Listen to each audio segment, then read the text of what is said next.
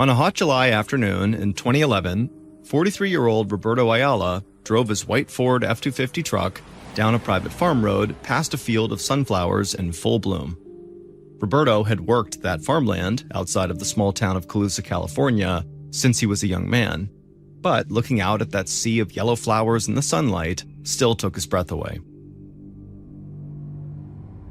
Roberto glanced over at the passenger seat and saw his 7-year-old son, Fabian, staring out the window, also transfixed by the flowers.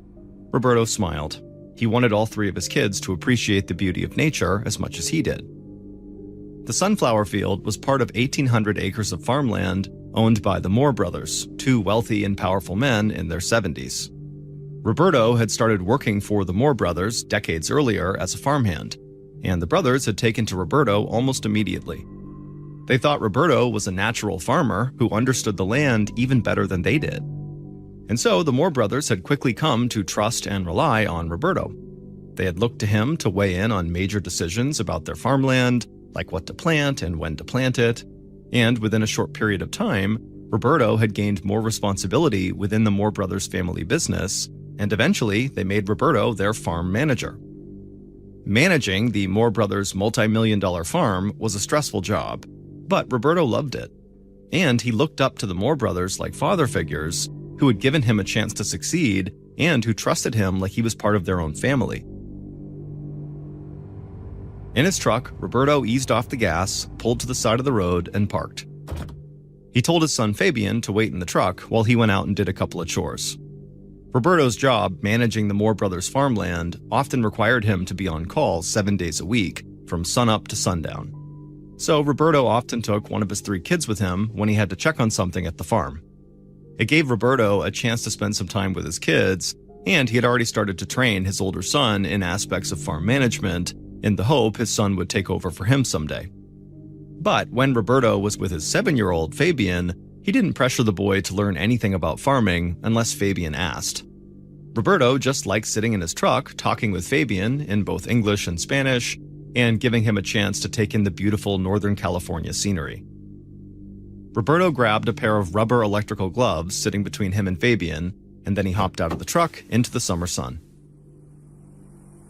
Roberto was not a big guy, but he was very strong. He wore jeans, cowboy boots, and a cowboy hat, and he had salt and pepper hair and a thick, dark mustache. He took off his cowboy hat and wiped the sweat off his forehead with the back of his hand. Then he put his hat back on and walked away from the truck down the road a few feet towards a tall wooden pole that had a high-voltage electrical box on it about the size of a high school locker.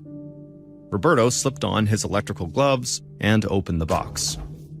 This large metal box was one of many on the Moore brothers' farmland that housed electrical switches that controlled irrigation pumps used to water the fields of different crops at different times. Roberto turned on the irrigation pump, closed the metal box, pulled off his gloves, and began walking back towards his truck. But he stopped on the side of the road when he saw another truck driving towards him.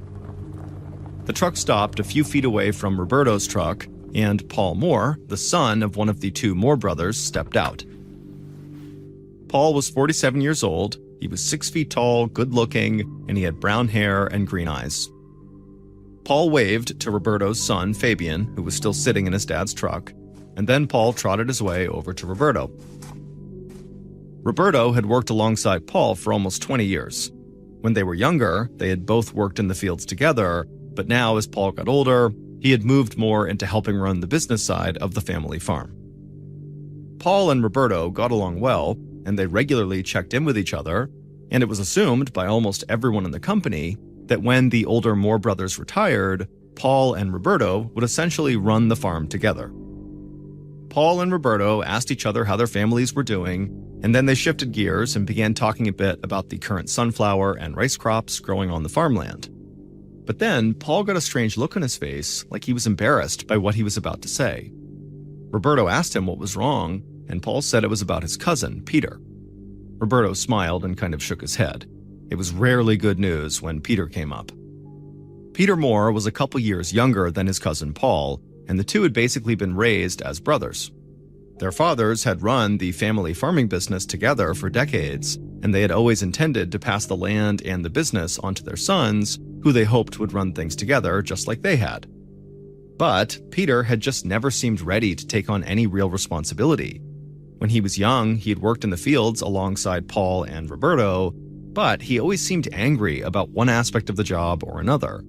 And over the years, he had gained the reputation of having a bad temper, and he spent a lot of his time complaining about the way he felt mistreated by his father and his uncle. And over the years, Peter had also made a habit of blaming a lot of his problems on Roberto. He said Roberto was arrogant and bad at his job, and that he didn't deserve the respect he got from the Moore brothers. On the side of the road, Roberto asked Paul what Peter had done.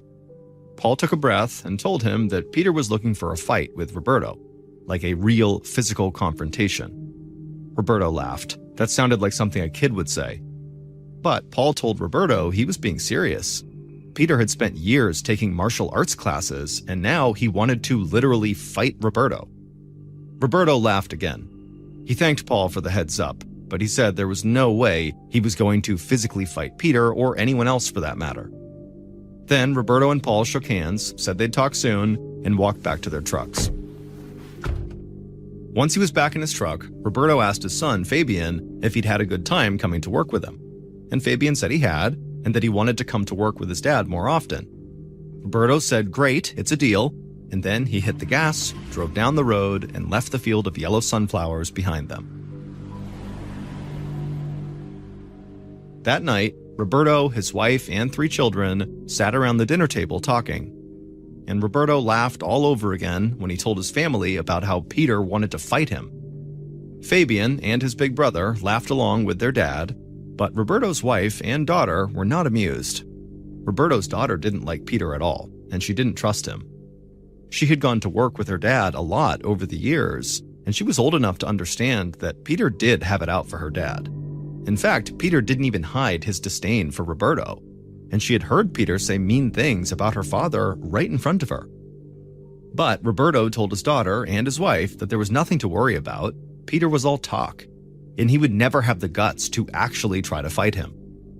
But later that night, as Roberto's wife lay in bed next to him, she was still worried. As far as she was concerned, Peter was an angry rich man who acted like the world owed him something. And she feared Peter would follow through with his latest threat, no matter how foolish Roberto thought it sounded.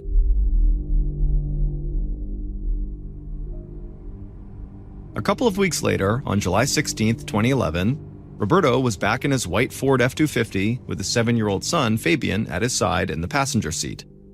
Roberto was in his usual work clothes, jeans, cowboy boots, and a cowboy hat, and Fabian wore a cowboy hat too, exactly like his dad's.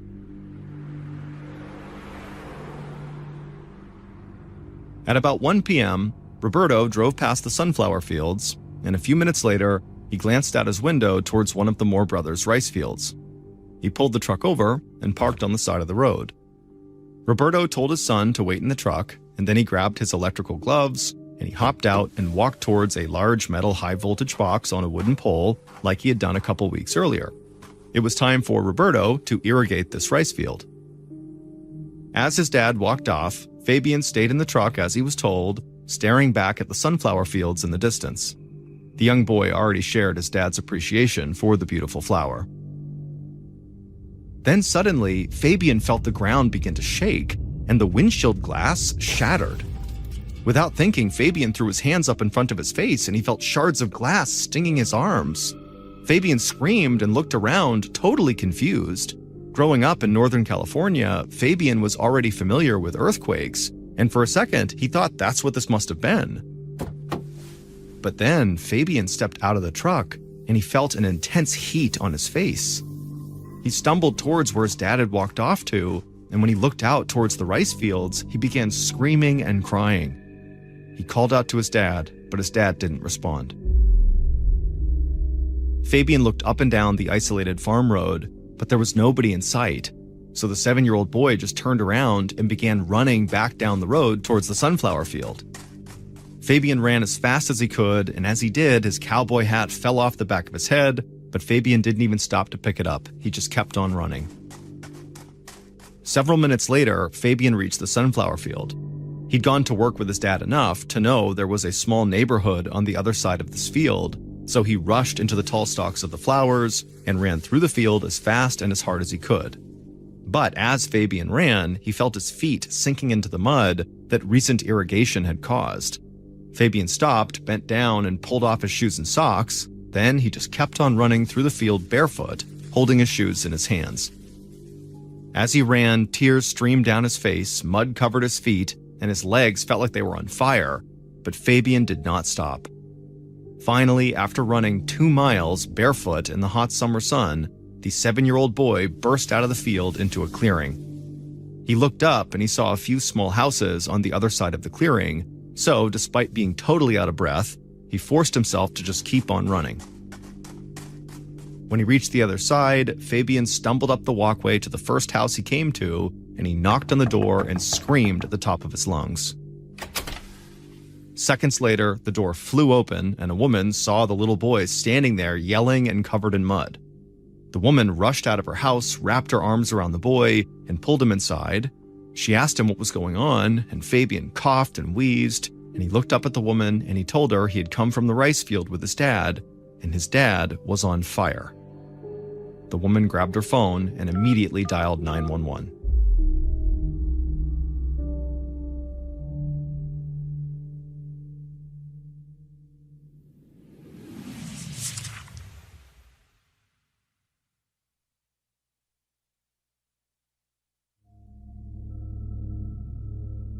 A few minutes after the woman called 911, Detective Dave Salm of the Colusa County Sheriff's Department stepped out of the small sheriff's station and walked across the lot to his car. Along with this 911 call, the sheriff's department had gotten multiple calls from people all over the place saying they had heard a loud explosion coming from the Moore brothers' farm. Detective Salm got into his car and headed out towards the farm road near the rice field where Roberto and Fabian had been. Calls like this were not a regular thing in Colusa County, but they weren't too out of the ordinary either. As a sheriff's detective, Salm spent a good amount of his time investigating potential industrial accidents in the area. Farming was dangerous business, and unfortunately, Salm had witnessed his share of serious injuries and deaths related to faulty farm equipment and just plain bad luck. Thick black smoke hung in the air as Salm pulled onto the farm road that led to the rice field. He hit the gas and sped toward the road, and soon he could see the swirling lights of the fire trucks up ahead. And as he got closer, the heat from a burning fire hit him even inside of his car. Salm pulled over to the side of the road far enough away from the scene that he wouldn't interfere with the fire department who was trying to put out the fire. And after several minutes, the fire department got the blaze that had engulfed part of the rice field under control. By that time, a few other officers from the sheriff's department had arrived, so Salm led his small investigative team down the road to where the fire had been put out. He walked past Roberto's white truck, and he saw shattered glass from the windshield and windows scattered over 10 feet on the ground. Then he walked closer to the rice field, and he saw the splintered fragments of what used to be a tall wooden pole. The large metal box that had once been attached to this pole was nowhere to be found. Just then, a member of the fire department approached Salm. The two men had worked together several times before. The firefighter led Salm and his team past pieces of metal on the ground and around behind one of the fire trucks. When they got back there, Salm could still see the smoke in the air and he could feel it in his lungs, and he covered his mouth and his nose and then looked down at the ground. And when he did, he shuddered. Because he was staring at the burnt remains of a person. It was the charred body of Roberto Ayala. Detective Salm tried to catch his breath, but the smoke and the shock of the sight of Roberto made it very hard to breathe. Salm had investigated plenty of industrial accidents, but he'd never seen anything even close to this. Salm knelt down to get a better look at Roberto, and it was obvious he'd been badly burned for an extended period of time. But Roberto's cowboy boots looked like they'd almost remained untouched. So Salm got down as low as he could and craned his neck to get a good look at the bottom of Roberto's boots. And he saw there were several burn holes, each an inch wide on the sole of the boots. Salm called over members of the fire department. He thought he knew what those burn holes meant, but he wanted a second opinion. So a few of the firefighters crouched down next to Salm, and they looked at Roberto's boots as well, and all of them agreed the holes on the bottom were a clear sign of electrocution. Even though the wooden pole had been obliterated, Salm knew there had been a high-voltage unit attached to it at some point. So he sent members of his team to go look for parts of this locker-sized metal box that would have housed the electrical switch that controlled the irrigation pumps. And while the team fanned out to look for remnants of the box, Salm and members of the fire department talked through what they thought they were seeing. They had all encountered electrocution in industrial accidents, but this scene just seemed different than anything any of them had dealt with before. There was so much damage to the wooden pole, to the rice field, and even to Roberto's truck that this looked like a far bigger thing than just a malfunction within the high-voltage box. Detective Salm prided himself on his work ethic and his commitment to his community, but he never pretended to be some kind of Sherlock Holmes who could figure everything out. And he was more than willing to admit that he had no idea what had happened to Roberto and that he badly needed help investigating this. And so Salm grabbed his phone and reached out to Pacific Gas and Electric, the utility company that provided natural gas and electricity services to millions of Californians. And later that day, that company sent crewmen out to the scene, but when they arrived, they felt as lost as Detective Salm was. They told him they had never seen a blast radius on that scale in any kind of incident involving a high-voltage unit like the one Roberto would have been using. Then, members of Salm's team returned to the scene with the door of the high-voltage box that was on that pole, and they said they had found it over 150 feet away from where it had first been on the pole.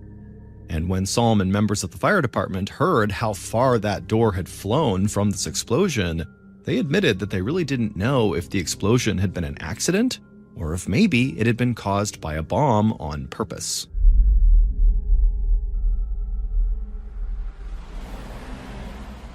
On July 17th, so the day following the deadly explosion, Detective Salm drove back out to the farm road where Roberto had been killed.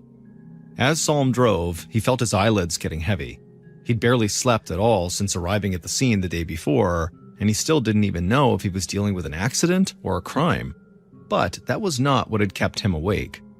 The night before, Salm and members of his team had checked on Roberto's son, Fabian, at the hospital, where the boy had been brought after running 2 miles barefoot to get help for his father. Then the officers had driven Fabian home. Roberto's wife had gotten the initial call from police telling her that Fabian had been taken to the hospital. Roberto's wife spoke Spanish, and she usually had Roberto or one of the kids translate for her.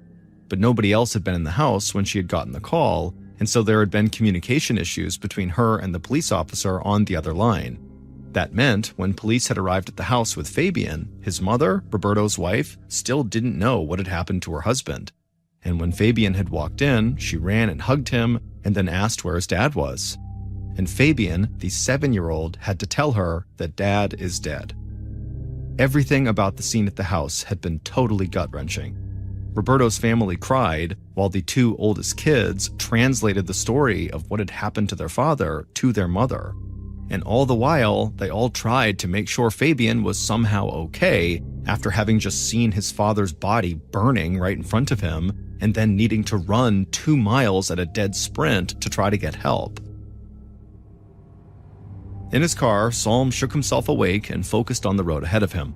And after he'd driven a couple of miles, he saw up ahead a swarm of law enforcement vehicles blocking the road. Seeing the heartbreak of Roberto's family right up close and personal had made Salm really want to figure out what had happened to Roberto as quickly as possible, and that meant he first had to determine if Roberto's death was an accident or a murder. But by the end of the previous day, Salm and the others had still been at a total loss. So Salm had done the only thing he could think of. He contacted 2 federal agencies for help: the Federal Bureau of Investigation, so the FBI, and the Bureau of Alcohol, Tobacco, and Firearms, or ATF. The ATF was the agency that investigated federal crimes involving arson, explosives, and bombs. Salm parked his car on the farm road, stepped outside, and almost instantly regretted his decision to call the feds.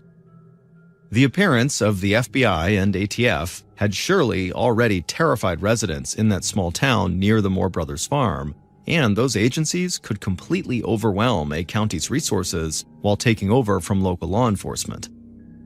Salm smiled and waved at the big group of feds out in front of him as he approached a particular ATF agent who was on the scene, But all Salm could think about was how he had possibly brought this circus to town for nothing more than maybe just an industrial accident. The ATF agent he approached introduced himself to Salm. The agent was tall and skinny, and he wore glasses, and Salm thought the guy seemed oddly excited for somebody who was in town to investigate a horrible death. But the ATF agent told Salm that they found evidence he needed to see. The agent led Salm down the road past several other members of the ATF and also the FBI, and then walked him over to a large piece of metal that was laid out on the ground. The agent said someone had found this piece of metal in a canal not far from the rice field and brought it to the agents because the person thought it might have something to do with the explosion that had occurred. And the agent said that that person was right. He crouched down and motioned for Salm to do the same, and then once they both were down there, the agent pointed to a series of markings on this piece of metal. Salm just stared at the agent and asked him what they were looking at. The agent said he would need to run a series of tests on the metal fragment to determine exactly what had happened, but the markings on the piece clearly indicated that some type of bomb had been detonated in the high-voltage box that housed the switch for the irrigation pump. In short, the agent said this had not been an accident at all.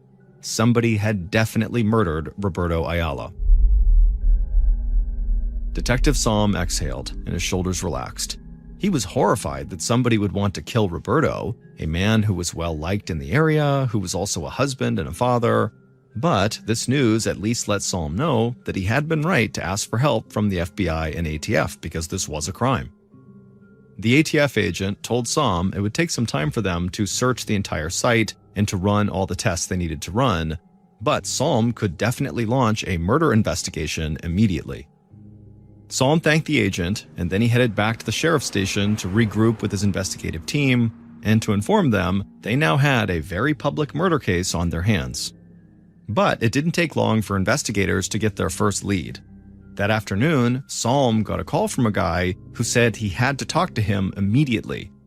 The man's name was Paul Moore, and he said he might know who killed Roberto.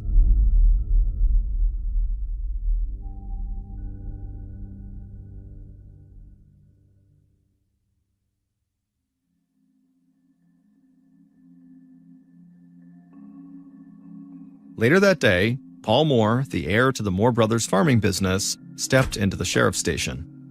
Salm had been waiting for Paul to arrive, and so when he did, he went right over to him, shook his hand, and thanked him for coming in.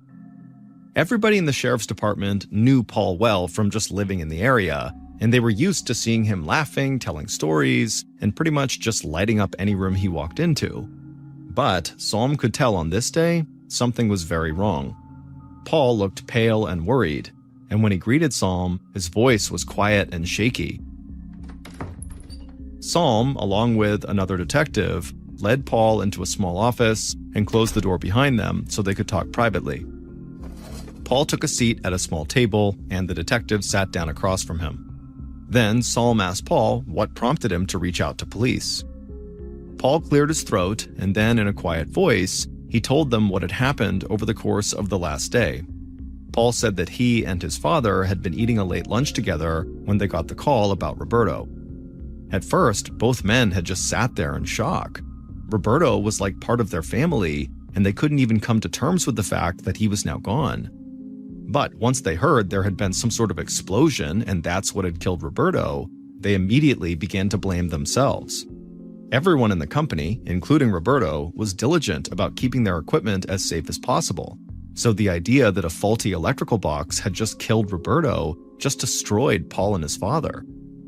But then, earlier that morning, after the ATF and FBI had rolled into town, Paul and his father knew something else was going on. And because of their status in town, they had been able to get information quickly about what appeared to be a criminal investigation, not a query into an industrial accident. Salm and the other detective nodded and said Paul was right. There was no use pretending the Moore family didn't know everything about what was happening on and around their farm at all times. But Salm then followed up and said, well, okay, but why did that prompt you to reach out? Paul looked both detectives in their eyes, and he said as soon as he realized somebody may have killed Roberto, there was only one person who came to mind, and that was his own cousin, Peter. A look came across Saul's face like he'd just heard the most obvious thing ever, and he couldn't believe he hadn't already thought of it. Detective Saul, like almost everyone in town, knew about Peter's bad temper and about his strained relationship with his father and his uncle. Paul said that his cousin Peter had always been a total jerk to Roberto, and just recently, he had even threatened to physically fight Roberto. Paul usually just told himself that his cousin was all talk and that he would never actually do anything to Roberto, but recently, Paul said Peter really seemed more angry than usual at Roberto. Paul reached into his pocket and pulled out his phone. His hand was shaking as he pulled up text messages between him and his cousin Peter. Paul held out the phone, and the detective working with Saul took it from him. Then he and Saul scrolled through a series of text messages that Peter had sent to Paul over the past couple of weeks, and in these texts were a series of very harsh criticisms of Roberto. Peter had messaged Paul to tell him that the rice fields were a total mess and that it was all Roberto's fault, and that Roberto really needed to be fired. There were also text exchanges between the cousins in which Peter talked openly about wanting to physically attack Roberto. After talking a bit longer, the conversation reached its natural conclusion, at which point Paul got up and Saul thanked him for coming in, and then after Paul had left, Saul quickly gathered the other members of his team. Peter's very hot-tempered reputation and those text messages they had just seen were enough to immediately make Peter their primary suspect. But there was something else that jumped out to Detective Saul. The ATF agent that Saul had met with said he believed whoever planted the bomb that killed Roberto would have to understand how the electrical equipment worked, because the bomb had been connected to the high-voltage system used to start the irrigation pumps. And Detective Saul knew that Peter had spent the bulk of his life on the family farm, and he had grown up learning every aspect of the business, so he would absolutely know how the electrical equipment worked. So Saul didn't waste any time. Using the text messages from Paul and evidence the ATF and FBI had found at the crime scene, Saul secured a warrant to search Peter's house and to conduct around-the-clock surveillance on him. Saul hoped he could bring this case to a close within a couple of days. On July 19th, so 3 days after the explosion that killed Roberto, Detective Saul and his team rifled through everything inside of Peter's house. As Saul led the search, one thing kept coming into his mind, and it wasn't Peter's possible guilt or even the explosion itself. It was the bravery that Roberto's 7-year-old son Fabian had shown. This boy had been just feet away from the explosion. Shards of glass literally had flown at him, and he had seen the horrific sight of fire ravaging his father's body. But this little kid had turned and ran miles to get help. As terrified as he must have been, he had done everything he could to try to save his father. So Saul told himself that he not only owed it to Roberto to solve this case, he also owed it to Fabian. It was Saul's job now to do everything he could, just like Fabian had done. Saul was standing in Peter's home office when a deputy came in to tell him that Peter and his wife had just pulled up in front of the house. Saul nodded and went to meet them. Peter was already rushing towards the front door when Saul stepped outside, and Peter started yelling immediately. He wanted to know what the police were doing there, and Saul told him they had a search warrant, and so Peter knew right away that he had to be a suspect in Roberto's murder. Then Peter did something that took Saul by complete surprise. Right there in front of his wife and other police officers, Peter launched into a tirade about how arrogant Roberto had been and how he had never liked Roberto.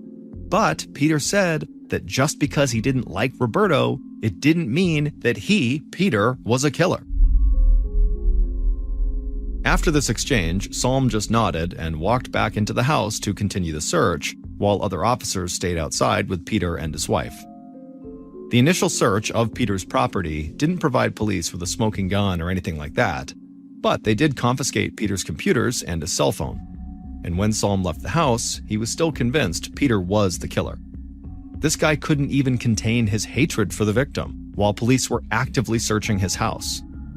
But as investigators began their surveillance of Peter and they continued to search other properties that belonged to Peter, this case would take a baffling turn. and Detective Psalm would soon start to feel like he was living in some kind of Hollywood crime thriller. On the morning of August 12th, almost a month after Roberto's murder, Detective Psalm sat down at his desk at the sheriff's department, and when he did, he saw there was an envelope with the words Ayala case written on it. The words had been made with a label maker and then photocopied onto a piece of paper, and the small envelope had 8 stamps on it, way more than were needed to send it in the mail. Psalm opened the envelope and took out a letter that was addressed to the investigators. Just like the front of the envelope, the words in the letter had been created with a label maker and then copied. Psalm and his team had spent the past few weeks continuing their surveillance on Peter Moore.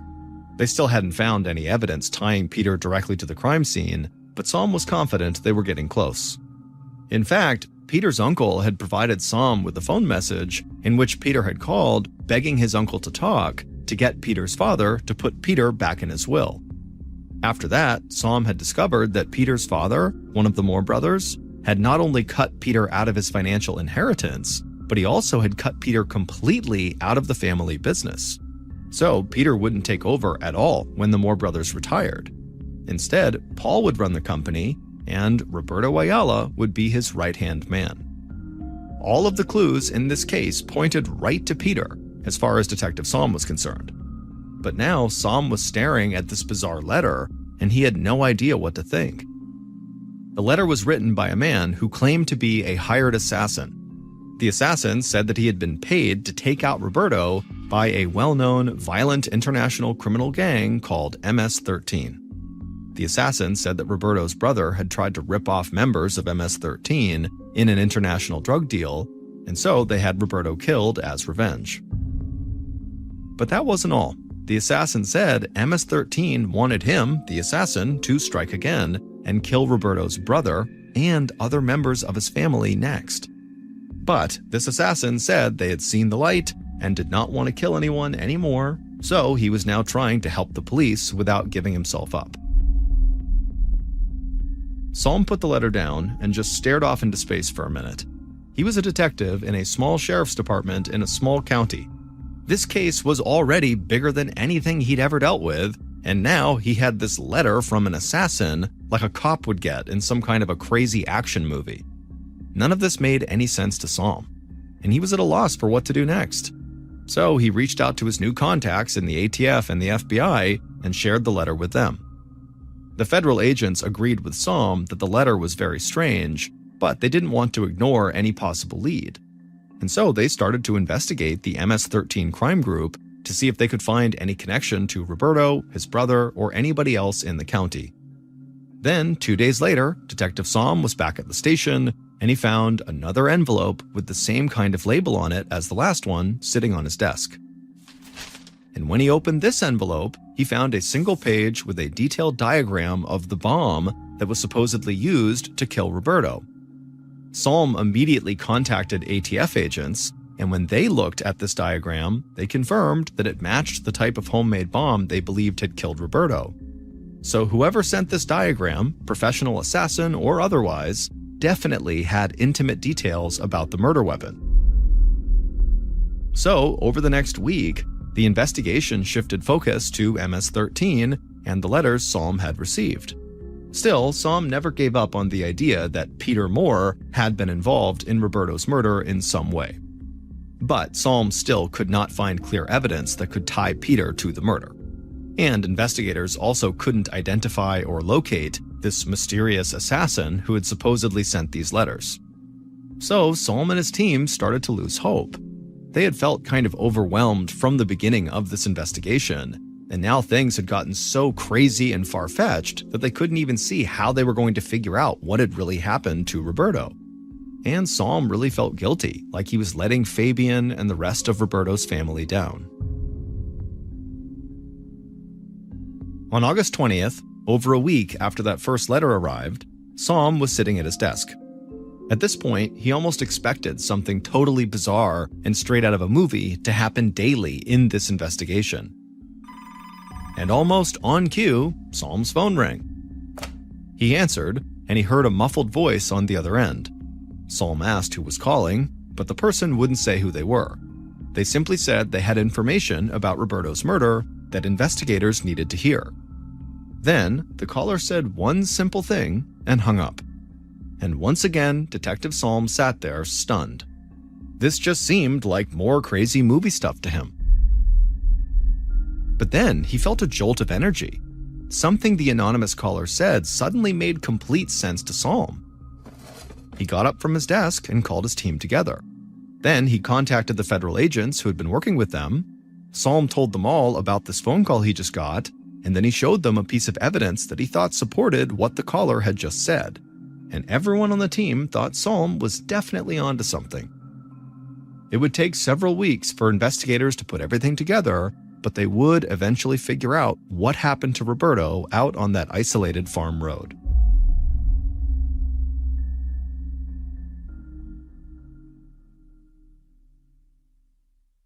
Based on the anonymous phone call and evidence discovered throughout the investigation, here is a reconstruction of what authorities believe happened on the day of Roberto Ayala's murder, July 16, 2011.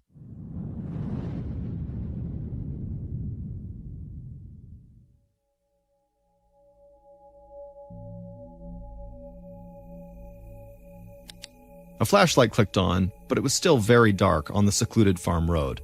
The sun wouldn't come up for a few hours, and the bomber thought there was something eerie about this place in the total darkness, like someone or something could be hiding anywhere out in the rice fields, watching. The bomber shook off those thoughts, though, and followed the beam of light down the road towards the wooden pole with the large metal box attached to it. The bomber wore all black and had a large black bag slung over their shoulder. The bomber walked down the road and eventually reached the pole, at which point they put the bag on the ground. Then they opened up the high-voltage metal box and then crouched down and unzipped their bag. They shined the flashlight into the bag, and they could see the homemade pipe bomb they'd constructed. It hadn't been easy, but everything they had read made them feel confident that this pipe bomb would function the way it was supposed to when the time came. The bomber reached into the bag and slowly and carefully began to set up the pipe bomb inside of the metal box. There was a line that would be pulled when the door to the box was opened and the irrigation switch was flipped, and that line would engage a trigger that would set off the explosives inside of the pipe bomb. As the bomber worked, they could feel sweat dripping down their forehead, but they took a deep breath, kept their hands steady, and finished the job. The bomber closed and locked the door to the metal box and exhaled. Then they walked back down the farm road to their vehicle and drove into the darkness. Now all they had to do was wait. Hours later, at around 1 p.m., Roberto parked his white F-250 truck on the road and told his son Fabian he'd be right back. Roberto stepped out of the truck, and before he began walking down the road, he turned around and glanced back at his truck, and he smiled. He could see Fabian looking back at the sunflower field in the distance. Roberto turned back around and continued walking towards the pole, and as he did, he put on his electrical gloves, and then when he reached the pole, he opened up the door to the high-voltage metal box and flipped the switch to start the irrigation system. The explosion was enormous and instantaneous, and Roberto actually died instantly from electrocution coming out of the box. But as his body fell to the ground, it was wreathed in flames caused by the explosion of the pipe bomb. The ground shook, and in the truck, Fabian was covered in pieces of glass from the shattered windshield and windows. But Fabian remained courageous and leapt out of the truck and ran towards his father, who was literally on fire. Fabian thought about trying to reach through the flames to pull his dad's phone out of his jeans pocket to try to call for help, but the fire was just too much. And so after taking one last look at his dad, the 7-year-old turned and just started running.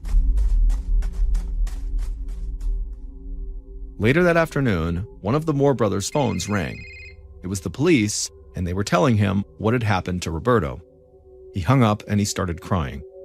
Then he looked across the table and told his son what he just heard. His son looked stunned. He said there was no way this could be true. But as an outward expression of hurt and confusion came across the son's face, internally, the son felt completely relieved because he knew his homemade pipe bomb had just worked. Paul Moore had killed Roberto, not his cousin Peter, who Paul immediately had thrown under the bus. It would turn out that Paul hated Roberto just as much as Peter did, but Paul did a better job hiding it. And when Peter had lost his inheritance and his chance to someday run the family farm, Paul had begun to fear that his father and uncle could do the same thing to him. And then the Moore brothers had begun to talk about possibly making Roberto a financial partner in the business, and at that point, Paul had just had enough. And so Paul got to work building his pipe bomb. He knew Roberto's irrigation schedule, so he knew exactly when and where to plant the bomb. While he waited for the day to come that he would be able to kill Roberto, Paul began accumulating evidence that would send investigators directly to his cousin Peter. In fact, Paul was the man who had brought ATF and FBI agents the piece of metal found in the canal that made it clear Roberto had been killed with a bomb. But when investigators failed to arrest Peter right away, Paul had decided he would need to throw them even further off of his trail. Paul was the one who had created the letters from the assassin, and he had dreamed up the story about Roberto's brother being connected to MS-13. Paul thought it was a perfect plan, like something right out of a movie. But it was actually the fake assassin letters that eventually got Paul busted. The anonymous caller who contacted Detective Salm told him that he was looking into the wrong cousin. Paul, not Peter, was the guilty party.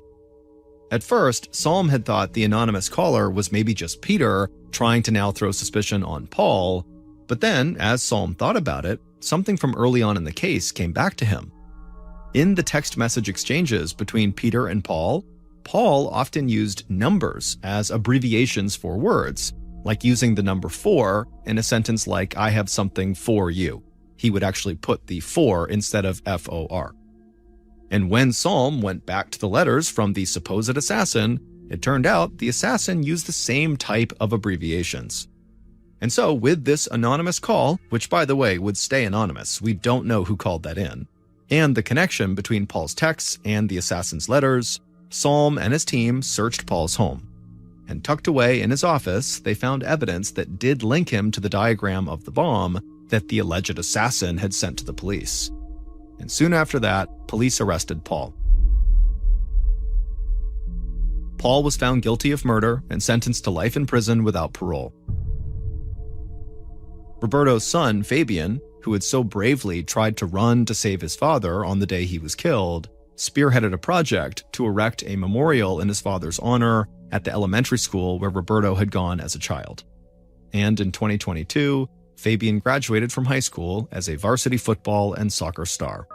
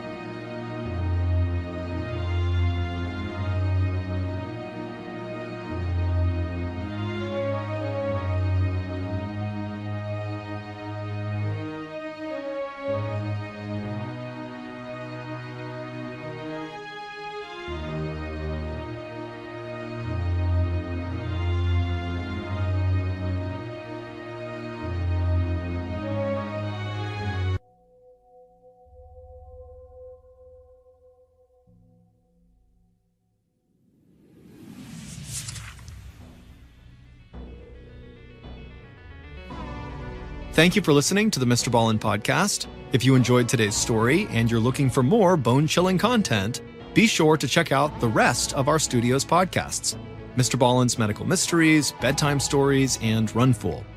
Just search for Ballen Studios wherever you get your podcasts. If you want to watch hundreds more stories just like the one you heard today, head to our YouTube channel, which is just called MrBallen. So that's going to do it. I really appreciate your support. Until next time, see ya.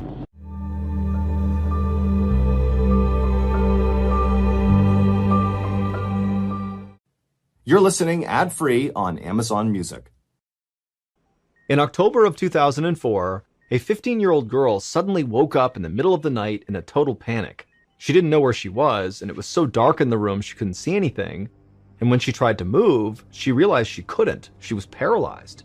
She tried to calm down and just listen for some sign of where she was or what was going on, but all she could hear were the unfamiliar sounds of machines beeping and whirring. Then the horror sunk in. She was locked inside of her own body, and she had no idea why.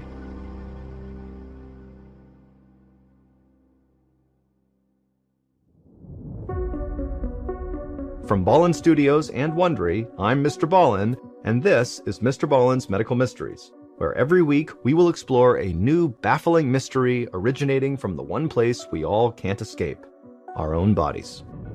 If you like today's story, please invite the follow button to an overnight paranormal investigation at an abandoned hospital, and after you get inside, tell them you need to use the bathroom, but just proceed to leave and lock all the doors.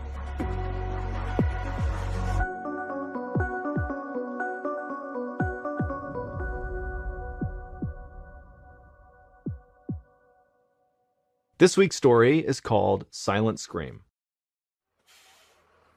On a Monday morning in October of 2004, 15-year-old Gina Giese rode the bus to school in Fond du Lac, Wisconsin, a suburb about an hour outside of Milwaukee. As the bus hit a pothole, she felt her stomach lurch. She'd had a stomachache all morning and barely touched the toast her mom handed her for breakfast. Normally, Gina would have taken any excuse to miss school on a Monday, but today was different. It was the start of homecoming week at St. Mary Springs High School, and she had been looking forward to it since the end of summer vacation. It was also her first year on the varsity volleyball team, which was a big deal for a sophomore. Gina didn't want to miss practice for the big game against their rival school, which was taking place that Thursday. As the bus pulled into the school parking lot, Gina convinced herself that she'd feel fine once she saw her friends and got to class. But the moment she stood up from her seat, she felt heavy and sluggish. It was like an invisible weight was trying to pull her through the floor. It took all her energy just to make it to English class. She spent the rest of the day fighting to keep her eyes open until it was finally time to go home. Later that night, while watching TV, Gina felt her arm start to tingle. She shook it, but the tingling wouldn't go away. Gina decided that she was probably just fighting off a flu bug, and so she just needed a good night's rest. And so she went to bed, and it didn't take long for her to fall into a deep sleep. But when she woke up the next morning, she didn't feel any better. In fact, as the week went by, Gina still just did not get any better. By Thursday, she was still exhausted and feeling achy. But today was the day of her big volleyball game, and Gina was not going to miss it. She dragged herself out of bed, but when she reached for her robe, her arm felt like it was made of lead. But she shook it off and took a deep breath, and then headed to the bathroom. A few hours later, Gina took her spot on the volleyball court. She felt a bit queasy, but she chalked it up to pregame nerves. The stands were full of supporters chanting and eager to cheer her team on. Once the game started, the opposing team served the ball over the net. One of Gina's teammates got underneath it, lobbing the ball towards Gina and setting her up for an easy play. All she had to do was spike it over the net. But as the ball got closer to her, her vision suddenly doubled. She was seeing two white volleyballs sailing toward her face. Gina blinked, unsure of which one to hit. She leaped up, swatting at the air, and her palm did make contact with the hard vinyl ball, and immediately a jolt of pain shot through her arm. But she didn't care, because she had done her job and returned the ball. The other team dove for it and missed. As the ball fell to the floor, the stands erupted. Gina had scored. She smiled and blinked a few times.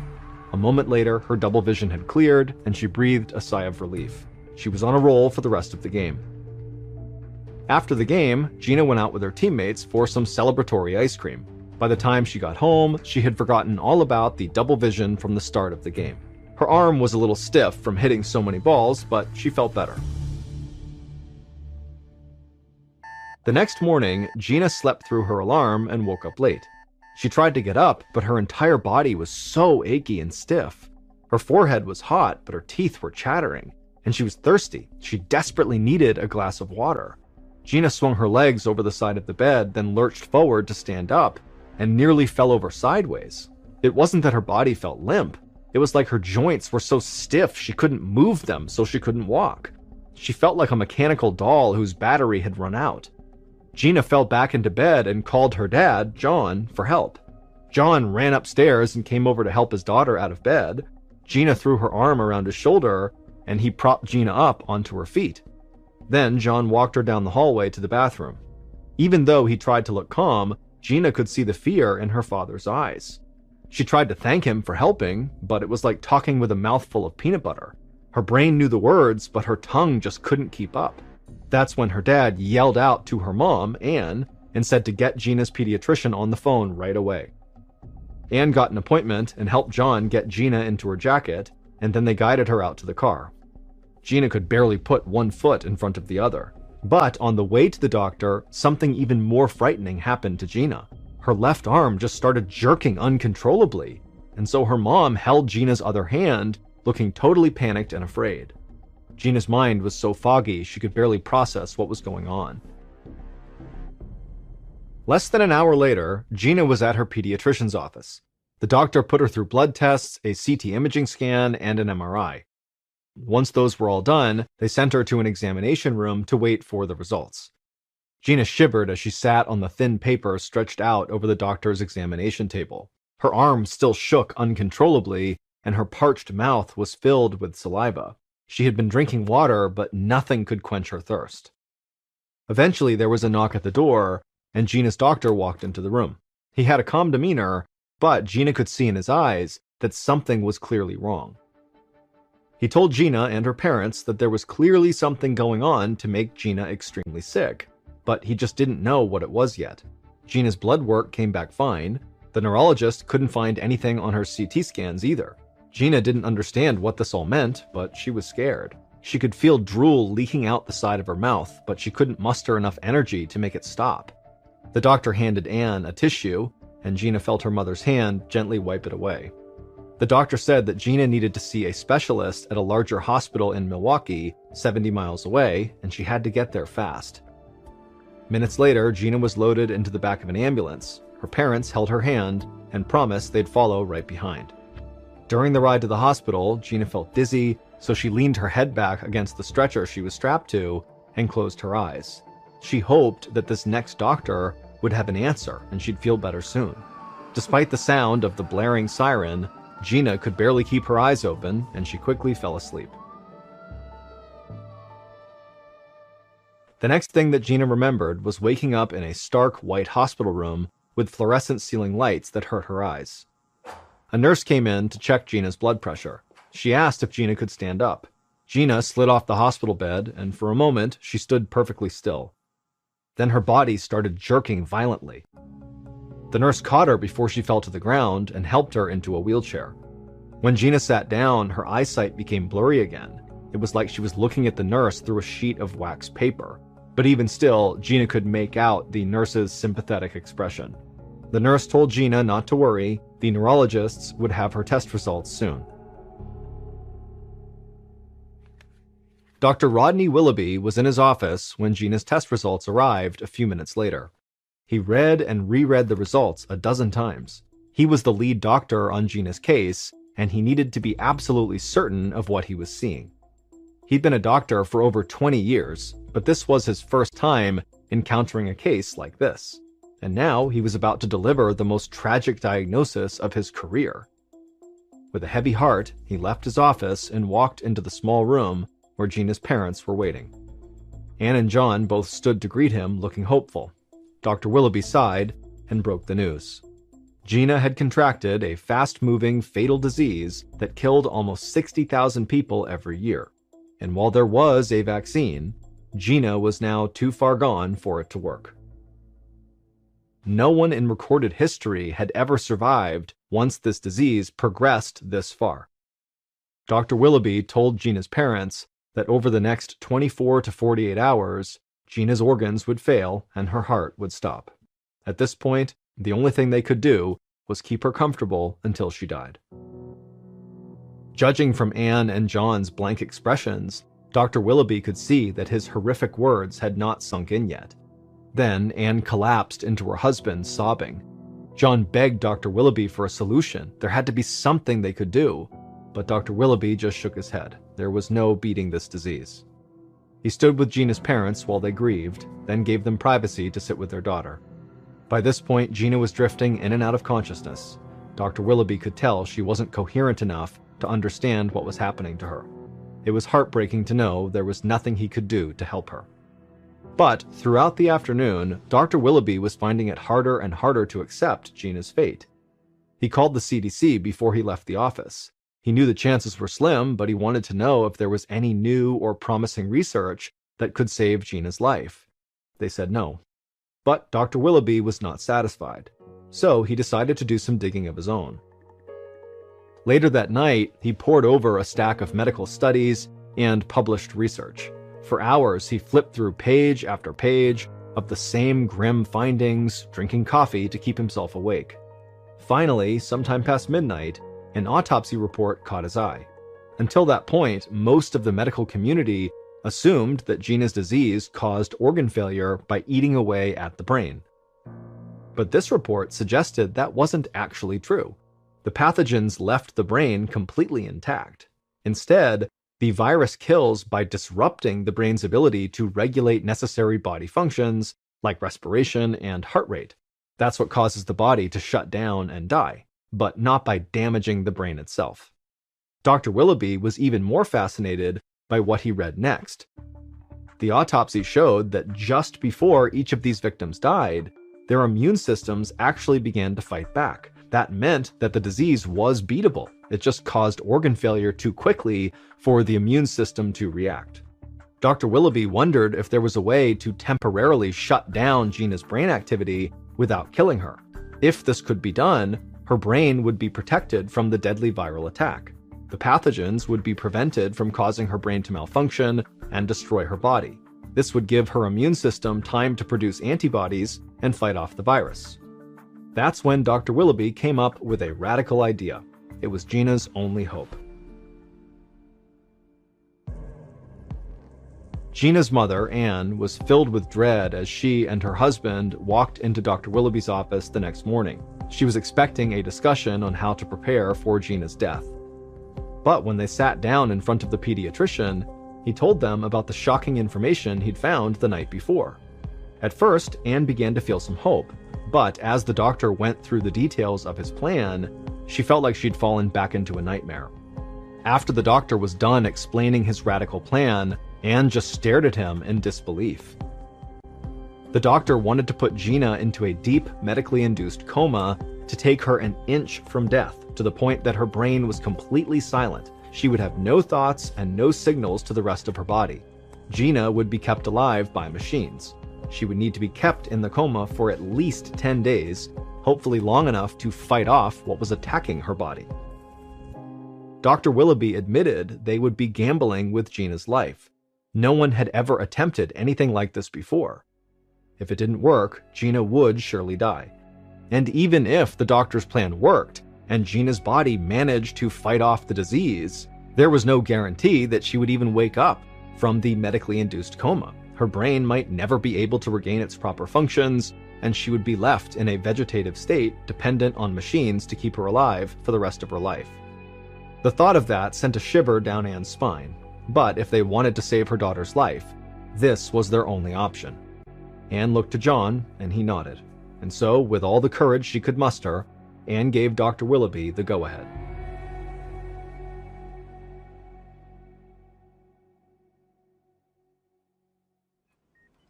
On October 10th, Dr. Willoughby and a surgical team gathered in the operating room. Gina was brought in, and the anesthesiologist administered drugs to induce a medical coma. The coma would help to regulate her routine brainstem functions, such as breathing and circulation. After the procedure was completed, Gina was wheeled back to the ICU. Dr. Willoughby barely left the hospital for the next few days. He would walk by Gina's room and hear the steady sounds of the machines that had taken over her body functions. He would see her parents were praying at her bedside. Dr. Willoughby prayed silently for Gina too. 10 days passed. The waiting was unbearable. Dr. Willoughby spent every moment anxiously hoping this treatment would work, and Gina's parents spent every possible second by their daughter's bedside. Finally, it was time to take her out of the coma and see if her body had been able to fight off this disease. Throughout the day, Dr. Willoughby lessened the amount of drugs that were keeping Gina asleep. If everything had worked, she'd soon be able to wake up on her own. But as the hours ticked by, the monitor tracking her brain activity was still a flat line. This was a bad sign. If the monitor didn't start showing something soon, Gina might never wake up. When Dr. Willoughby came into work early the next morning, he ran to Gina's room and checked her brain activity monitor again. The screen showed a flat line with the tiniest blips of movement on it. That meant Gina's brain was working. Dr. Willoughby breathed a sigh of relief. He couldn't believe that his plan might actually work. But Gina still had not actually woken up from the coma. When Anne and John arrived at the hospital later that morning, Dr. Willoughby led them over to Gina's bedside. He positioned Anne right over Gina's face. Then he opened Gina's eyes with a speculum, which is a tool eye doctors typically use to keep patients from blinking. Dr. Willoughby watched Gina's pupils flood with light, going big as saucers. Then they started to move. Gina was awake. Dr. Willoughby could see her eyes darting from right to left, looking all around the room, and then finally her eyes settled on her mother's face. Gina's pupils went wide with recognition, and Dr. Willoughby knew she had recognized her mom. Anne realized it too. She flashed Dr. Willoughby a grateful smile, her eyes welling with tears, and Dr. Willoughby breathed a huge sigh of relief. He took out his reflex hammer and tapped Gina's knee. But, to his surprise, she didn't flinch. He tried again, but there still was no reaction. Dr. Willoughby's stomach turned. Even if Gina was still groggy, her body should have naturally had a reflex. He tried to keep a neutral expression, but he knew Anne and John could tell something was wrong. He didn't know how to tell them that Gina was awake, but physically she was paralyzed. She was literally locked inside of her body. The condition is actually called being, quote, locked in, and it's a rare disorder of the nervous system. People with locked-in syndrome are paralyzed except for the muscles that control eye movement. They're conscious and can think and reason. They can hear and see, but they can't move or speak, and they can't chew, swallow, or breathe on their own. And there was nothing Dr. Willoughby could do to help Gina. Their only hope was to wait and see if anything changed. That night, as he drove home, Dr. Willoughby prayed to God for forgiveness. He felt like he had sentenced Gina to a fate worse than death. She could spend the next 60 years as a prisoner in her own body, able to think and reason and feel, but never move. He could imagine how terrifying it would be for Gina to be going through this, after almost dying of a deadly disease. When Dr. Willoughby returned to the hospital the next day, nothing had changed. Gina's eyes darted around the room, but her body remained motionless on the hospital bed. And the day after that was exactly the same. On the third morning after Gina had woken up, Dr. Willoughby arrived at the hospital full of dread. He stopped at Gina's room first and grabbed her chart from its holder on the door. Then he walked to Gina's bedside and removed the reflex hammer out of his breast pocket. Holding his breath, he gave her knee a soft tap. Gina flinched. A short time later, Anne and John arrived in Gina's room, and Dr. Willoughby excitedly asked them to watch as he tapped Gina's knee. Again, her muscles contracted, and Gina's parents went wide-eyed. After 2 weeks of surviving on slim threads of hope, they started crying, this time out of joy. 3 months later, Gina took a deep breath and opened her eyes. She was back home in her bedroom. Even though she'd left the hospital a week ago, she still worried that she'd wake up in that awful bright white hospital room, hooked up to machines, unable to move. Coming out of the coma had felt like being underwater. She could hear the muffled voices of people she knew and see the blurry outlines of their faces. But it wasn't until Dr. Willoughby pried her eyes open that she finally broke through the surface. It had taken days for the feeling to return to her body. First, she was able to flutter her eyelids. Then she was able to twitch her fingers. Eventually, she could feel her mother holding her hand. But even as the world began to snap into focus, Gina just couldn't move very well on her own, and even though she understood what others were saying to her, she couldn't speak back. Her parents and the nurses at the hospital had to do everything for her, like bathing and feeding her, and she would spend 2 months relearning how to walk and how to say basic words. But Gina was very grateful to be alive. And while her time in the hospital was a total blur, she remembered every detail of how her deadly illness had started. One month before her symptoms had appeared, Gina and her family had gone to Sunday Mass together at St. Patrick's Catholic Church. A few minutes after Mass started, Gina looked up and spotted something small and black flying around the ceiling. It was a little bird who was trying to get outside, but it wasn't moving toward any of the open windows.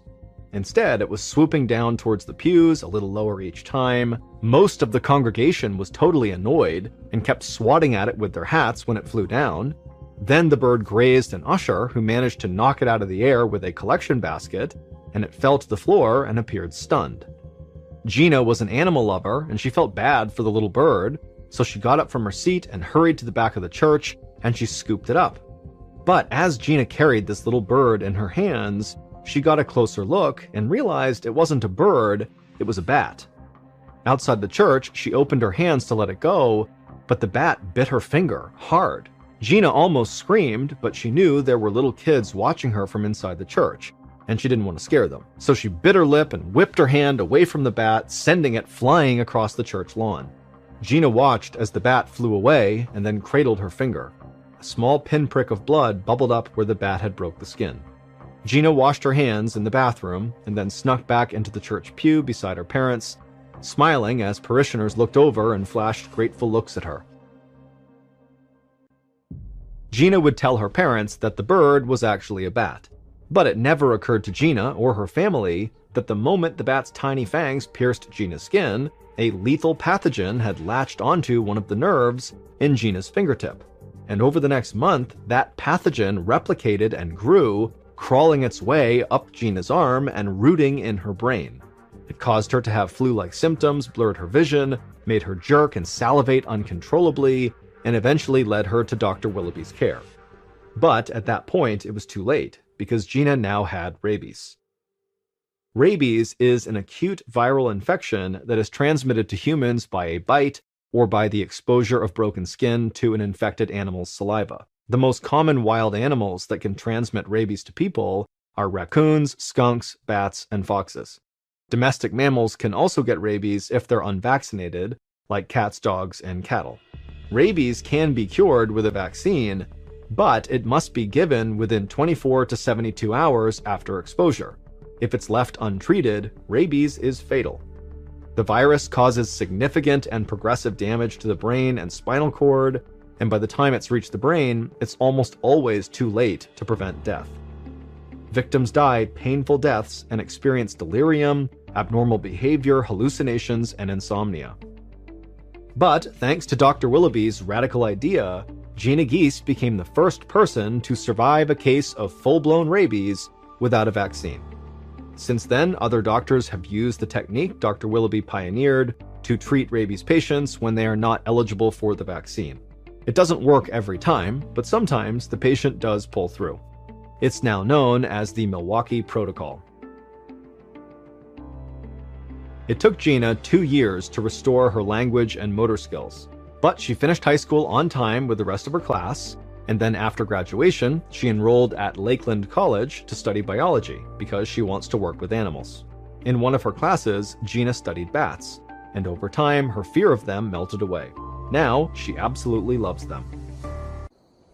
On Thursday morning, April 29, 1993, the sun rose over the high desert of Little Water, New Mexico. The air was crisp and the sky was pink as 21-year-old Florina Woody went for a run with her 19-year-old boyfriend, Merrill Bay. Florina and Merrill were both Navajo and lived in a small rural town on the vast Navajo reservation that sprawls across 3 southwestern states. Florina loved the majestic landscape surrounding the town and spent as much time as she could outdoors. And she was especially happy to be outside again after a long, wet winter. She and Merrill jogged along the country highway past small houses and trailer homes set back from the road. In the distance, Florina admired the tall red rock cliffs glowing in the sun. The couple turned off the road and headed up a path toward a flat-topped hill called a mesa. Usually, the top was dry and dusty, but the wet winter had turned it lush and green and scattered with wildflowers. Once they reached the top, they stopped to look down at the town below. Florina could just make out the trailer home that she and Meryl shared with her parents. It sometimes felt crowded living there together, but she was grateful for their close-knit family, especially since she and Meryl were raising their first child now, a 6-month-old son. Florina and Meryl jogged back down the mesa and kept a steady pace the whole way home. Meryl had recently started competing in local races and was always trying to strengthen his endurance. As for Florina, she had reasons to challenge herself too. She'd originally taken up running to offset her asthma, which had gotten better lately. Once they got home, Florina went inside their trailer, she showered, and then she went to relax on the couch. But when she sat down, she noticed her neck and back muscles were aching more than usual. She asked Meryl for a massage, but her muscles still felt sore afterwards. Florina wondered if she might have pulled something during their run, so she tried to take it easy for the rest of the day. Over the weekend and into the following week, Florina's aches and pains did not get better. She developed a cough, too, that felt different than her usual asthma. By Friday, just over a week after she first felt sick, Florina realized her symptoms were not going away with rest, so Meryl made her a doctor's appointment for the next day. On Saturday, May 8th, while Meryl watched the baby, Florina's parents drove her to Crown Point Healthcare Facility, which was located about an hour and a half south and east of their town. It was a commute Florina knew well, since she'd given birth there. Crown Point was a small rural hospital operated by the Indian Health Service with about 10 doctors.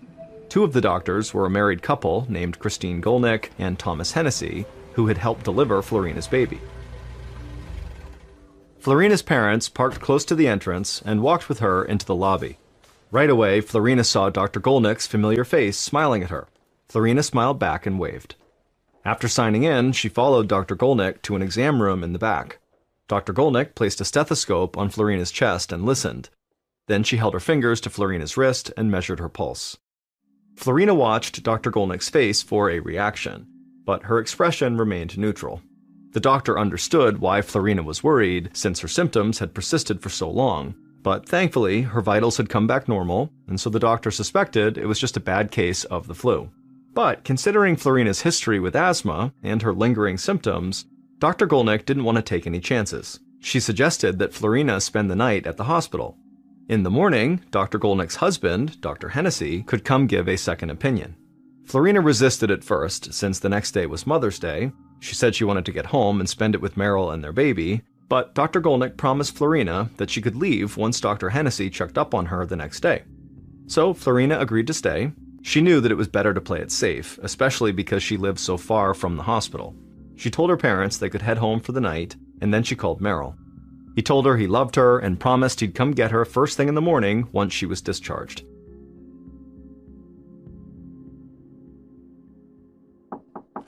The next morning, Florina woke to a knock at the door. It was Dr. Hennessy, and Florina was glad to see him, because now she was feeling worse and she was struggling to catch her breath. Dr. Hennessy listened to her lungs with a stethoscope and frowned. He told Florina that he wanted to take a chest x-ray to get a better look at her lungs. Unfortunately, that meant Florina would have to stay at the hospital a bit longer. Florina was disappointed, but she was also relieved that Dr. Hennessy seemed to be treating her symptoms so seriously. Whatever was going on with her felt much worse than the usual breathing issues she experienced from her asthma, and she was starting to get scared. A few minutes later, a technician wheeled in a mobile x-ray unit and scanned Florina's upper body.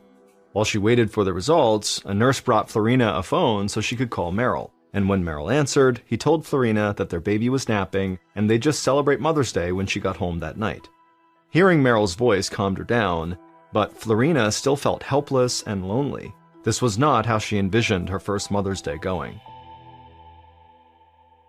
A little over an hour later, the X-ray technician brought Florina's test results to Dr. Hennessy. The image showed Florina's lungs all whited out, which meant they were full of fluid. Dr. Hennessy was shocked by what he saw, and he ran to Florina's room.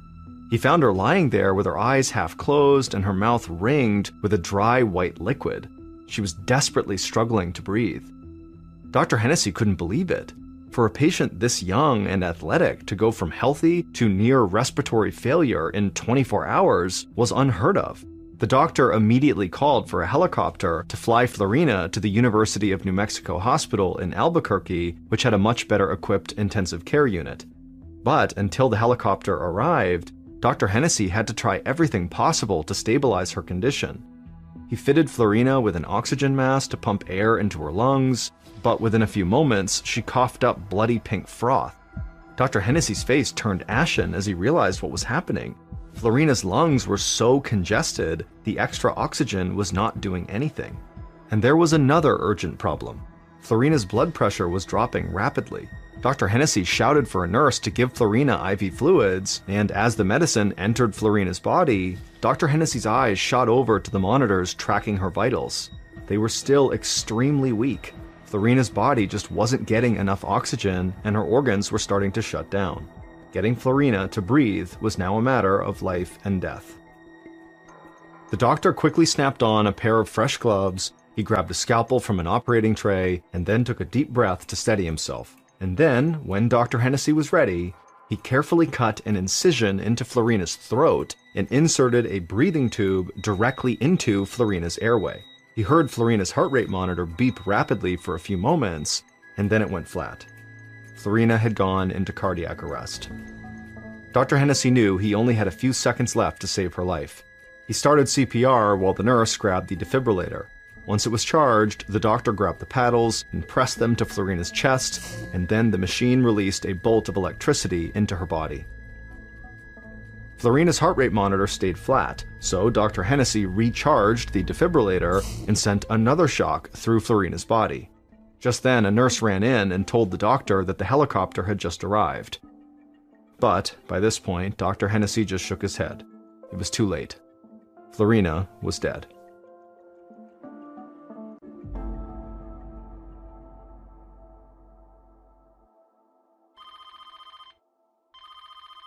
Later that morning, Florina's fiancé, Merrill, was at home sitting by the baby's crib when his phone rang. He recognized the voice on the other end as one of the doctors from Crown Point Hospital, but the words he was hearing, he just couldn't compute. Something had gone terribly wrong, Florina had died, and no one really knew why. Doctors were running tests, but they had never seen anything like it before. Merrill crumpled to the floor. When he'd kissed Florina goodbye less than 24 hours ago, she'd been a bit under the weather, but it didn't seem serious. He didn't understand how this could have happened. Merrill took a moment to gather himself, then he walked into the kitchen where Florina's parents were having their morning coffee. He tried to tell them what had happened, but the words got stuck in his throat. Then he just closed his eyes, let out a deep breath, and blurted out, "Florina is dead." Florina's parents stared at him blankly. Her mother asked him what he was talking about.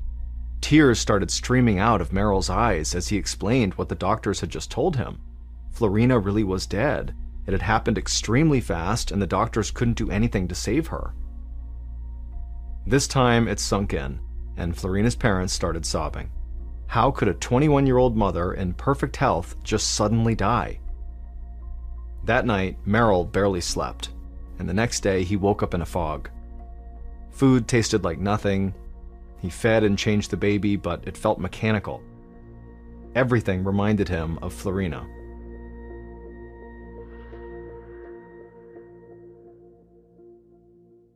On Tuesday, May 11th, so 2 days after Florina died, Merrill woke up feeling weak and sluggish. He felt like it was something more than the physical effects of his grief, and he was concerned after what had happened to his wife. The doctors still didn't know what killed Florina, and Merrill didn't want to take any chances. However, he had a lot of planning to do for Florina's funeral, and he didn't want to drive all the way to the Crown Point Hospital, so he decided to go to the local health clinic instead. Merrill told the doctor there what had happened to Florina and that he was now feeling sick. The doctor agreed that Merrill was right to be cautious, but he said Merrill's situation was different than his wife's. Florina had asthma, and that likely contributed to her very rapid decline. The doctor told Merrill to rest and sent him home with a prescription-strength pain reliever, an antibiotic, and an antiviral medication. Merrill took these medications over the next few days, but none of them seemed to work. He felt more exhausted each day, and even worse on Friday, May 14th, which was the day of Florina's funeral. Florina's cousin picked Merrill up at the family's trailer that morning, and then they set off for the 70-mile drive south to Sunset Memorial Park in Gallup, New Mexico, where Florina was going to be buried. But they hadn't been in the car long before Merrill started gasping for air. Now, this was before people carried cell phones, so Merrill's cousin had to pull off the highway at a general store to call 911 on a landline. And while he did that, Merrill stumbled out of the car and lurched around in the parking lot, panicking, while his lips and fingernails started turning blue, and then he just collapsed. Paramedics got to the location quickly and raced Merrill to the Gallup Indian Medical Center, and once they arrived, nurses wheeled his stretcher into the emergency room. But by the time he was inside, Merrill had stopped breathing. The physician on duty, Dr. Bruce Tempest, tried to revive him, but it was no use. He declared Merrill dead upon arrival.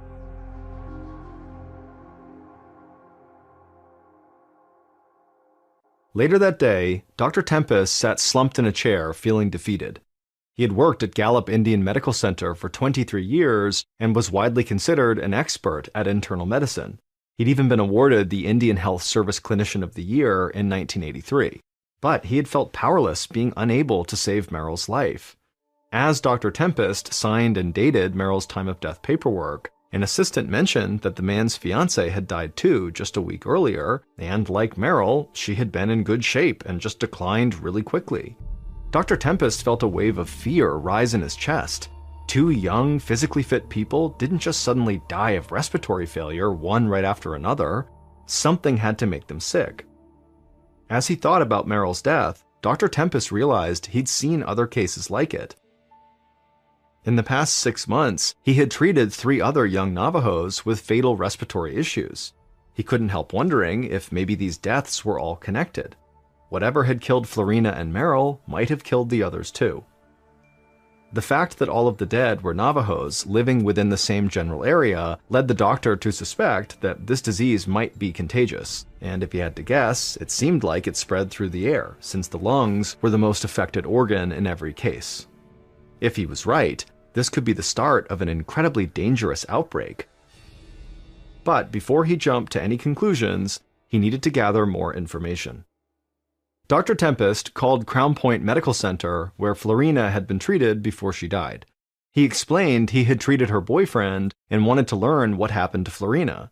The doctors at Crown Point didn't hesitate to share a detailed breakdown of her illness. Afterwards, Dr. Tempest hung up and compared both cases. Florina's sounded exactly like what happened to Merrill. It just didn't make sense to Dr. Tempest. He'd never heard of any disease that behaved like this. Also, during this call, the doctor had learned something else that totally puzzled him. Merrill and Florina's 6-month-old son had not gotten sick at all. If this was a contagious airborne disease, the baby would have probably caught it from one of his parents. And why hadn't the grandparents gotten sick either? There was one more thing that was bothering Dr. Tempest. So far, there hadn't been any mild cases of this disease reported. Every single person who got sick died. This disease was unlike anything he had seen before. If it kept spreading, many more people could die. That weekend, Dr. Tempest compiled all the information he could on Florina and Merrill's cases. Then, 3 days after he pronounced Merrill dead, Dr. Tempest phoned the state health department and told them they had a problem.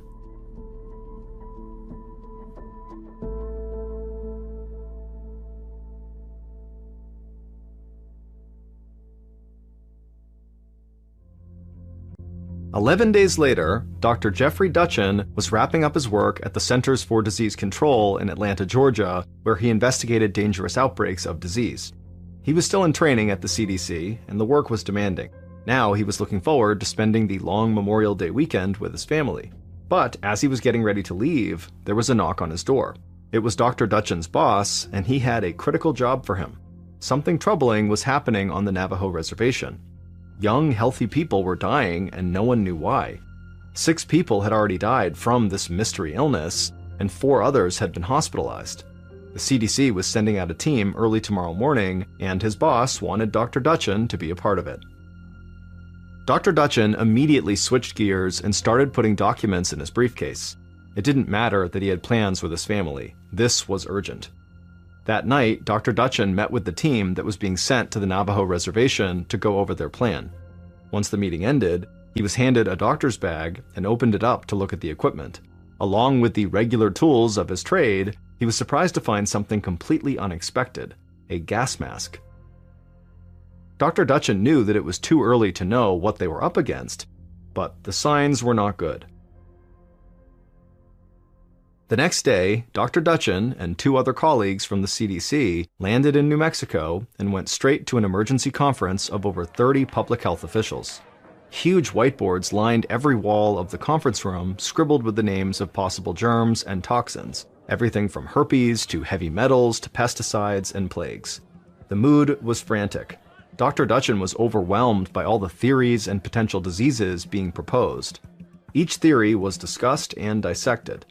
The more possibilities they ruled out, the more worried Dutchin felt. It meant that the cause of death was either something so rare there were very few experts on it, or it was something entirely new.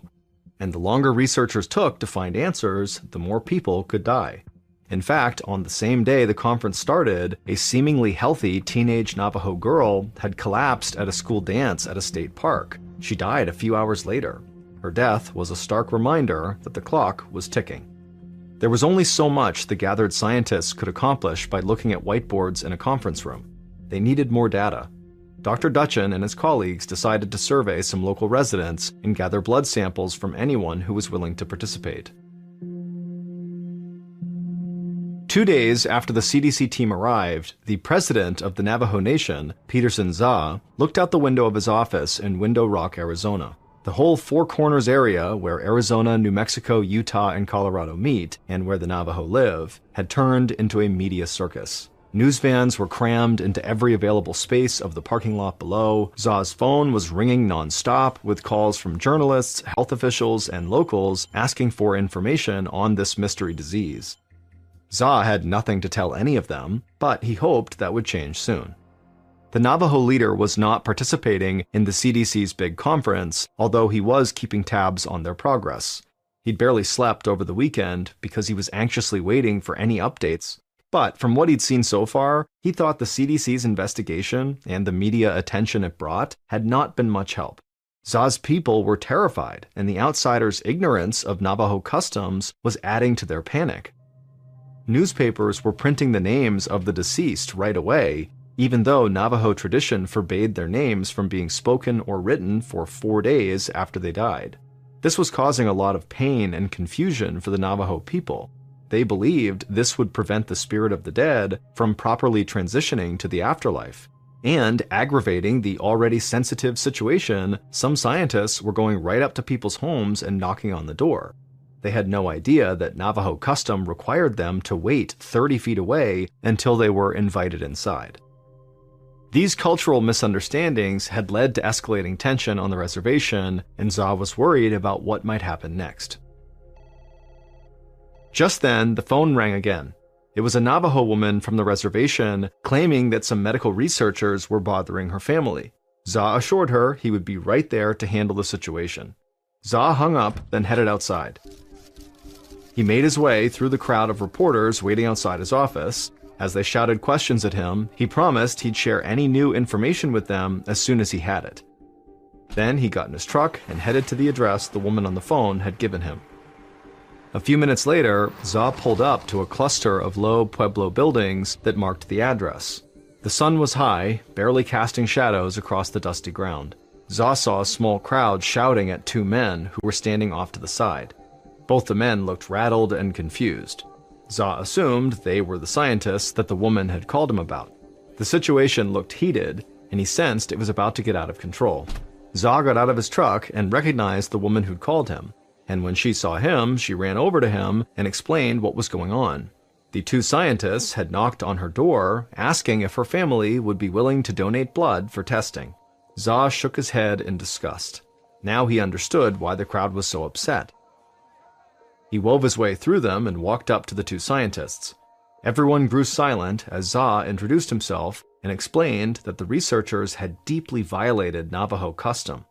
The scientists' unannounced arrival at the woman's house was considered trespassing by the Navajo people, but even more offensive was their request for a blood sample. The Navajo believe that blood is spiritually attached to the body, and giving a blood sample is seen as a grave violation of privacy. The scientists' ignorance of this cultural belief was an insult to this woman. The scientists' faces turned red, and they apologized profusely. They said they were there on official business researching the outbreak and did not mean to offend anyone. Za cautioned them to be more careful. He wanted to stop this outbreak as much as they did, but if the scientists could not get people to trust them, then they certainly would never learn what caused this disease. The scientists apologized again and packed up to leave. Za calmed the crowd and told the woman to call if any other strange people came around. He had a feeling that there was more trouble to come.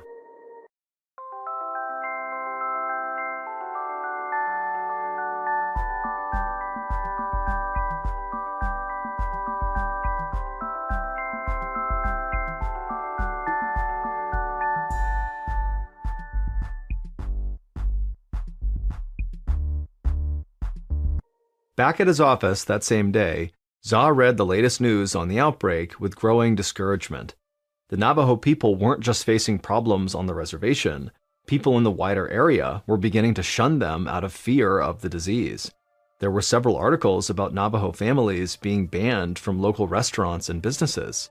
There was even a report about 27 Navajo third graders from Chinle, Arizona, being denied a field trip to visit pen pals at another school in California.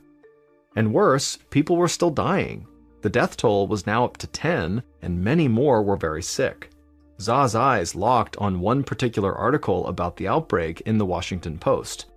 A particular phrase in the opening paragraph immediately jumped out at him. It said, quote, "The Navajo flu." He slammed the newspaper down on his desk and rubbed his temples. This had gone far enough.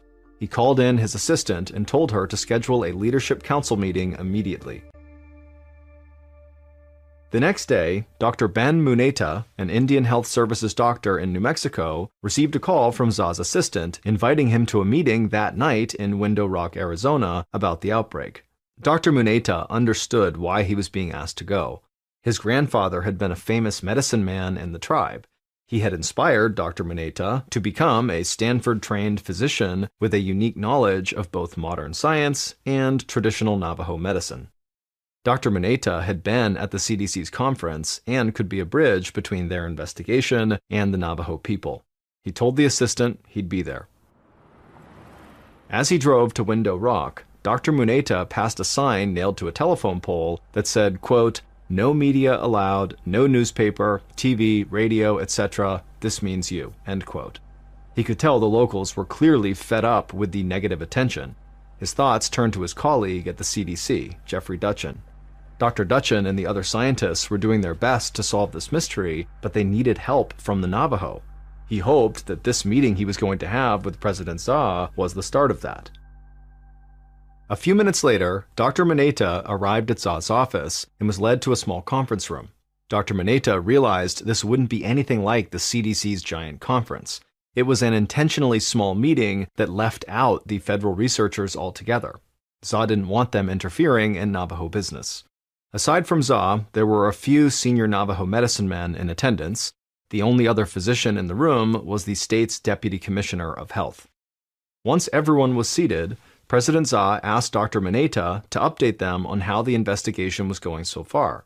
Dr. Muneta admitted that the CDC hadn't found much yet, but they were testing freely given blood samples for all kinds of diseases and working through all the possibilities.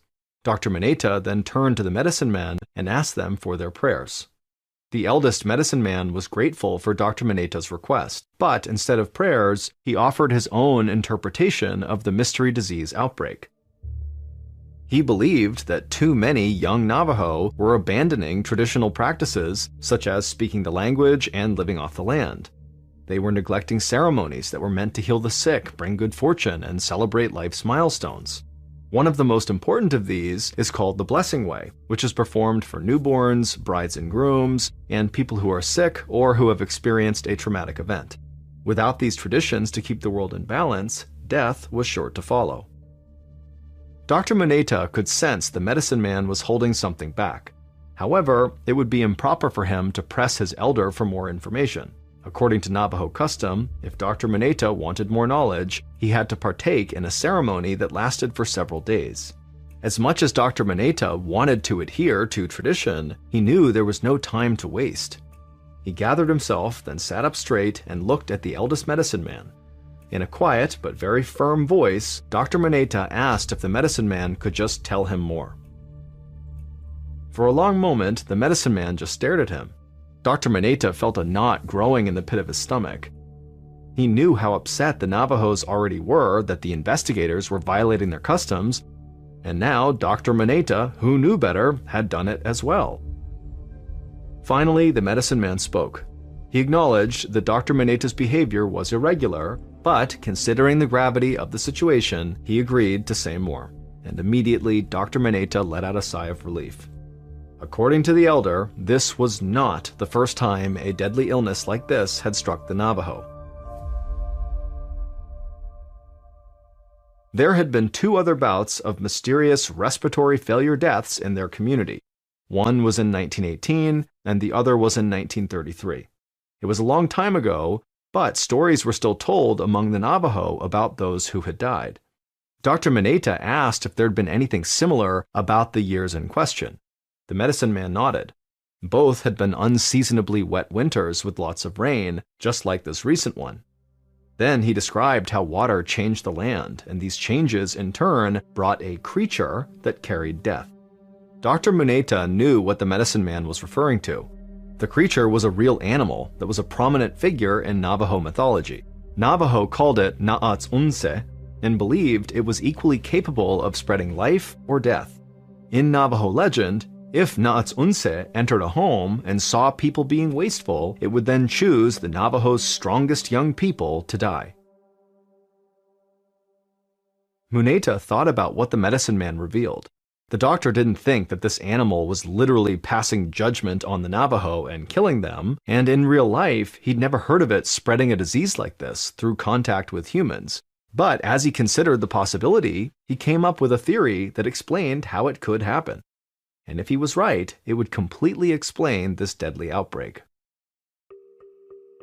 Dr. Maneta raced back home and called his CDC colleague, Jeffrey Dutchin, who had led the emergency conference the week before. Dutchin was relieved to hear that the disease was not completely new, but he was confused when Dr. Maneta explained that the outbreak was related to the rain. This land had experienced every type of weather over time. Rain was not unusual, but this disease was. Dr. Maneta told him that it wasn't the rain itself. It was the animal from Navajo legends that came as a result of the rain. And if they were going to solve this mystery, then they would need to find as many of these creatures as possible. Dr. Maneta could sense Dr. Dutchin hesitate, but so far nothing else had worked, and as strange as this theory was about mythical creatures, it was the most promising lead they had. And so Dr. Dutchin told Dr. Maneta he'd get a team together right away. And this time, he'd make sure the investigators respected the Navajo's cultural practices.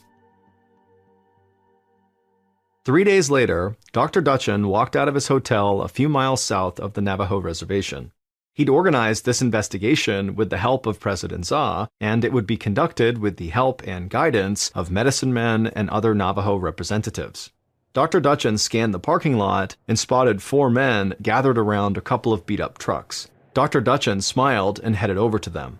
They were the CDC experts sent to trap the animals that Dr. Maneta had told him about.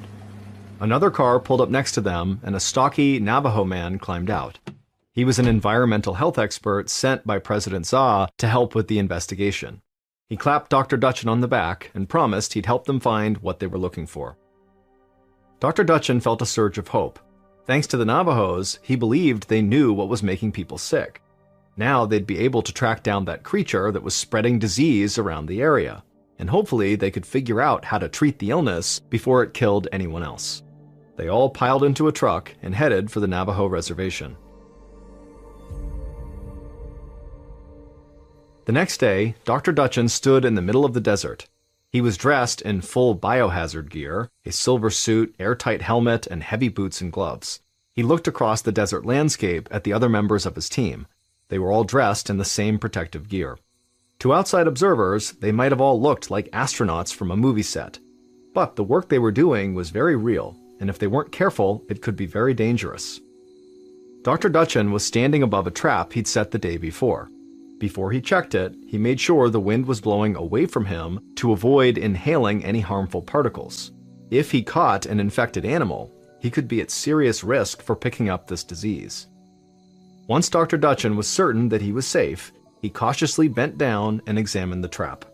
Through the thick material of his helmet, he could hear a faint sound coming from inside, the sounds of a trapped animal. He looked over to his colleagues, who were also examining their traps. Dr. Dutchin hoped that at least one of them had caught what they were looking for.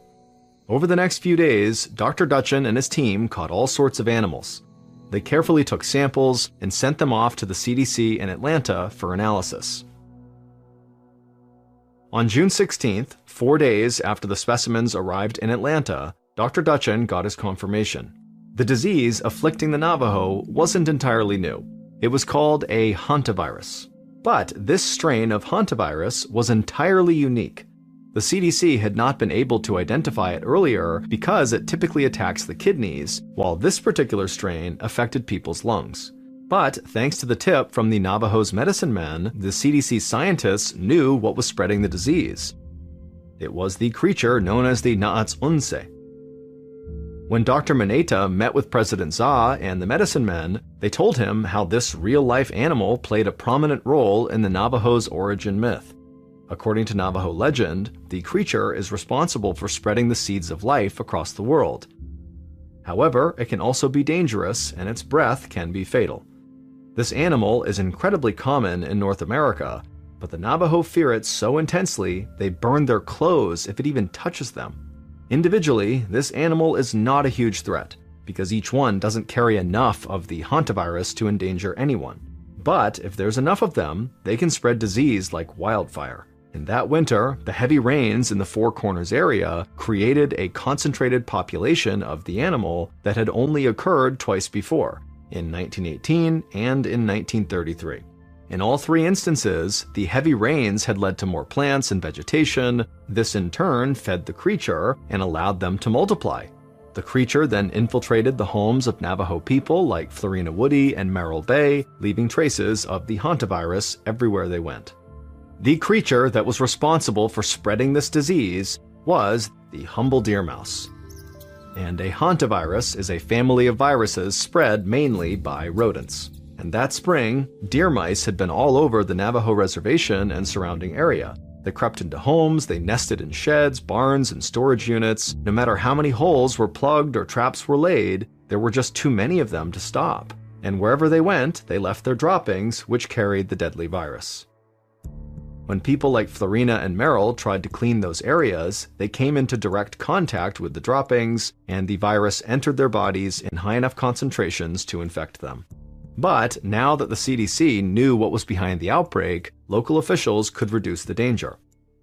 After the deer mouse was identified as the culprit, public health advisories urged people to avoid rodents and told them how to make it harder for them to enter their homes. And while that didn't eliminate the danger entirely, it reduced it enough to help the outbreak end by the middle of August, almost 3 months after Florina Woody died.